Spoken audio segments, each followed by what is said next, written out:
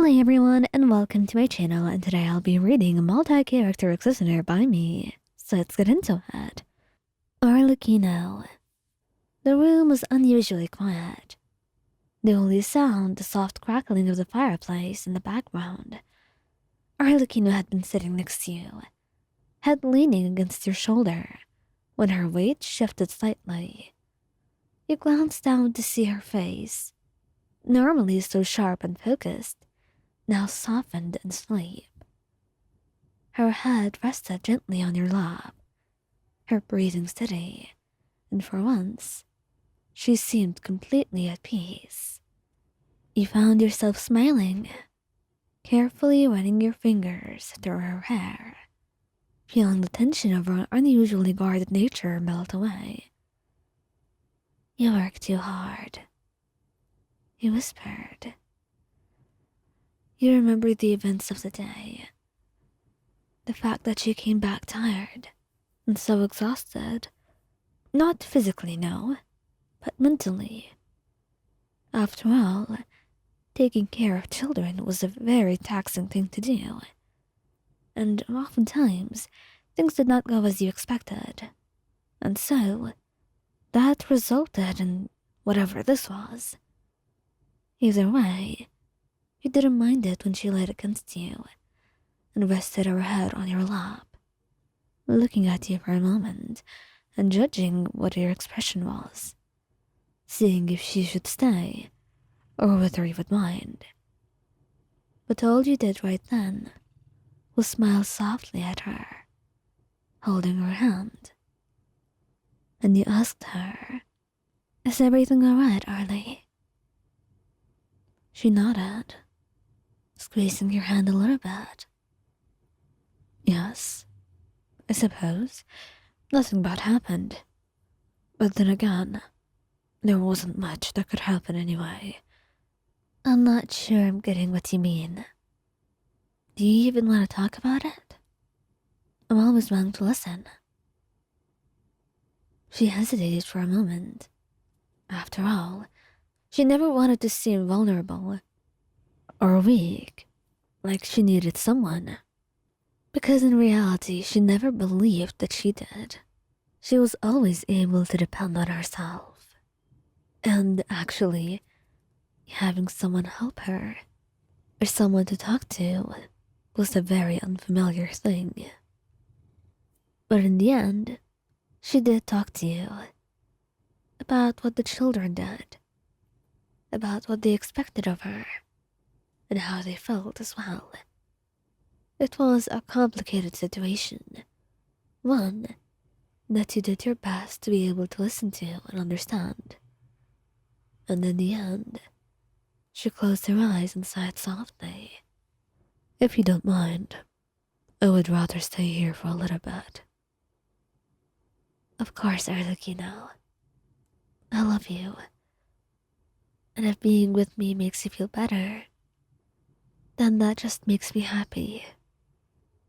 She smiled a little tiny smile, one that only you would be able to notice, but it warmed your heart all the same. And that was how she eventually fell asleep, leading you to just sit there and look at her face, wondering where the days will lead you next. Yae Miko. The soft creak of the door caught your attention, and you turned just in time to see Miko entering the room. Her usually graceful posture weighed down by exhaustion. She let out a long, weary sigh, rubbing her temples as she crossed the room. "Tough day?" you asked, already knowing her answer. She gave a tired nod and collapsed next to you on the couch. "You have no idea." Her voice trailed off as she rested her head on your lap, and you gently ran your fingers through her silky pink hair, soothing her with each stroke. "You should rest." I really should," she murmured. And just looking at you for a few moments, she felt that admiration and her heart spark up again. It was not often that her feelings were moved so greatly.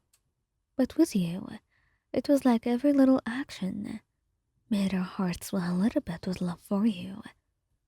You were sweet and adorable in your own way, and always so willing to help and make her day just a little bit better in any way that you could. And she would always love that and admire that about you. Because no matter what, no matter how difficult the day was, you were always there at the end of it, waiting for her. And right now, as she rested her head on your lap, she couldn't help but sigh softly, comfortable in her spot. Honestly, your thighs were a better pillow than most, so she felt quite lucky whenever your hands came near them. And slowly, she began to close her eyes, her tail curling around her and brushing against your hip as well. And you could tell she was fully relaxed now when she was getting into this position.